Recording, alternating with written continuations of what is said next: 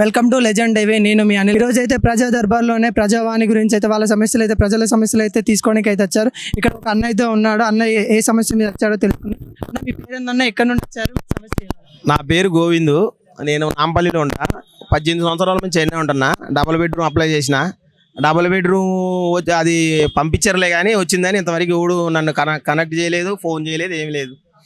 ఇంకోటి నా పాప, చిన్న పాప హ్యాండిక్యాప్డ్ 2 సంవత్సరాల మంది తిరుగుతున్నా. డాక్టర్లు సైన్ చేసి సాధారణ సర్టిఫికేట్ కూడా వచ్చింది. వచ్చినాక కూడా ఆడిపోతే ఆన్లైన్ కాదు, వెబ్సైటే బంద్ అంట. ఈ 9 సంవత్సరాల వెబ్సైటే బంద్ అయిపోయింది. అట్లా పింఛన్ రావట్లేదు. పింఛన్ ఏడొచ్చింది? గవర్నమెంట్ లో పింఛన్ అమ్మాయికి అయితే ఏం సాధారణ సర్టిఫికేట్. గవర్నమెంట్ లో పింఛనే కాదు, రేషన్ కార్డు ఒక్క నా కొడుకన్నా ఎవడకన్నా ఇచ్చిండు వాడు. నా పిల్లగాళ్ళని పెట్టి పిల్లగాళ్ళే ఆధార్ కార్డులు పెట్టి మీ సేవలో కొట్టి మండల ఆఫీసులు ఇచ్చి వచ్చిన ఇంతవరకు అది రేషన్ కార్డు మీదనే ఎక్కలే. ఎట్లా అంటారు ఈ రోజు ఏ సమస్య మీద మీరు కంప్లైంట్ చేయడం? కనీసం సమస్య చేసిండా చేయలేదా తర్వాత సంగతన్నా. ఒక సమస్య ఉందంటే ఇక్కడ గేట్లు ఓపెన్ ఉన్నాయి, 24 గంటల పోయి ఏదైనా చెప్పుకుంటారా బాబు అని. అప్పుడు ఉందా? ఆడ బయట ఆడ నుంచి అటు పోలీసులు అటు బొమ్మని చెప్పడమే కానీ లోనకు పంపిలే. ఈ పరిణామాలు ఎట్లా అనిపిస్తా ఉన్నాయి మీకు? కంచెలు తీసేసి మిమ్మల్ని లోపల రానియడాన్ని ఎట్లా అనిపిస్తుంది? ఇప్పుడైతే పర్వాలే, ఒట్టి వచ్చిను పోయిను, పేపర్లు ఇచ్చిను, పనులు అయినప్పుడు చెబుతాం. కొంచెం టైం అయితే ఇవ్వాలి వాళ్ళకి. కొత్త గవర్నమెంట్ కామచ్చి ఎట్లా అంటే గత ప్రభుత్వాలు ఏ విధంగా ఉన్నాయి అంటే మీ పరంగా? గత ప్రభుత్వం మాటలు చెప్పినంత చేతలు లేవు. బంగారు తెలంగాణ చేసామని కేసీఆర్ చెప్తా ఉన్నారు. బంగారు తెలంగాణ వాళ్ళ కుటుంబం అయింది. వాళ్ళు ఎమ్మటి ఊరైతే ఉన్నారో వాళ్ళు అయ్యారు. ఎట్లా ఉంటుంది మన తెలంగాణ అయితే కాంగ్రెస్ గవర్నమెంట్ అయితే వచ్చింది. కాంగ్రెస్ గవర్నమెంట్ ఇప్పుడు ఇచ్చిన ప్రతిది ఏది ఉందో, ఏ హామీలు ఇచ్చినాయో అన్ని కంటిన్యూ చేస్తే వాళ్ళ కూడా అంతే ఉంటుంది. లేదంటే వాళ్ళ బతుకు కూడా ఇంతే అయింది రేపు. ఇంకో సమస్య ఏంటంటే ఈ పాపకి ఎన్నో సార్లు తిరిగి ఎవడు పట్టించుకోడు, డాక్టర్ లేరు. ఈ ఆడిపోవాలో ఎన్నో అన్ని ఇస్తలేరు. ఎక్కడ ఇట్లా కాలు ఉందని కాలు చూసి కూడా ఇస్తలేరు. పింఛన్ ఇవ్వాలిగా, పింఛన్ కూడా ఇస్తలేరు. ఇలాంటి వాళ్ళకి గాంధీ హాస్పిటల్ పోతే డాక్టర్లు చెక్ చేసేటోడు ఏందో తెలియదు. దానికి ఒక అడ్వర్టైజ్మెంట్ ఇచ్చి పలానోళ్ళు ఈ విధంగా ఉన్నోళ్ళు పలానా దగ్గర పోవాలి, ఈ చేయించుకోవాలని తెలవాలగా. ఆమె ఏ ఏజ్ ఉంది? 30-25 సంవత్సరాలు పిల్లలు ఉన్నారు, ఇంట్లోనే ఉంటున్నాను. 50 చేయించుకోవాలో కూడా తెలియదు. మండల ఆఫీసులో పోయి తిరిగితే ఆ లంజోడుకులు ఎవడు పట్టించుకోడు. ఈ మండల ఆఫీసులో గవర్నమెంట్ ఎంప్లాయీ మొత్తం పీకి పడిదాం కాల. ఒక్కడ సరిగా పనిచేయడు. ఏదన్నా ఒక సమస్య అడిగితే ఎవడు చెప్పే దిక్కే ఉండదు. ఆడివో ఈడివో అంటే ఎందుకు పెట్టారు వాళ్ళని? జీతాలు తెంగట్లా. ఎందుకు పెట్టారో ఎందుకు తెలియదు. కనీసం రేవంత్ రెడ్డి గారన్నా ఎవడన్నా మనలాంటి వాడు కానీ రైతు కానీ ఎవడన్నా పోయి ఏదన్నా అడిగితే కనీసం కూర్చోబెట్టి సమాధానం అని చెప్పాలి. కుక్కలను చూసినట్టు ఏం లేదు, ఆడిపో ఈడిపో అంటే ఏంది అది? అట్లా ఉంది. మీ సమస్యలు వింటున్నారు వాళ్ళకైతే ఇచ్చిను, మేము ఏదైతే సమస్యలు ఇచ్చినో ఆ సంబంధించిన డిపార్ట్మెంట్కి పంపిస్తాం, తర్వాత మీకు ఏదైనా ఫార్వర్డ్ చేస్తారమ్మా మీ నెంబర్లకు అని చెప్పారు.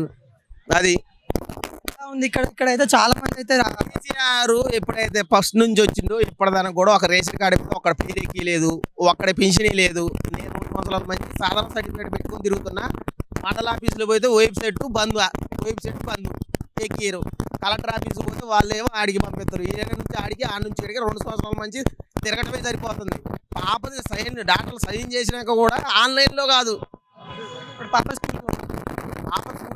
చిన్న పాప 6 years. ఇలాంటి వాళ్ళకి ఈ విధంగా ప్రాబ్లం ఉన్న వాళ్ళకి డబుల్ బెడ్రూమ్ ఇవ్వాలి కానీ 2, 3 ఇల్లులు ఉన్న వాళ్ళకి డబుల్ బెడ్రూమ్ ఇల్లు ఎవడు సంక్రాంతి ఇచ్చిండు? డబుల్ బెడ్రూమ్ కట్టాను ఇస్తున్నానని చెప్పిండు.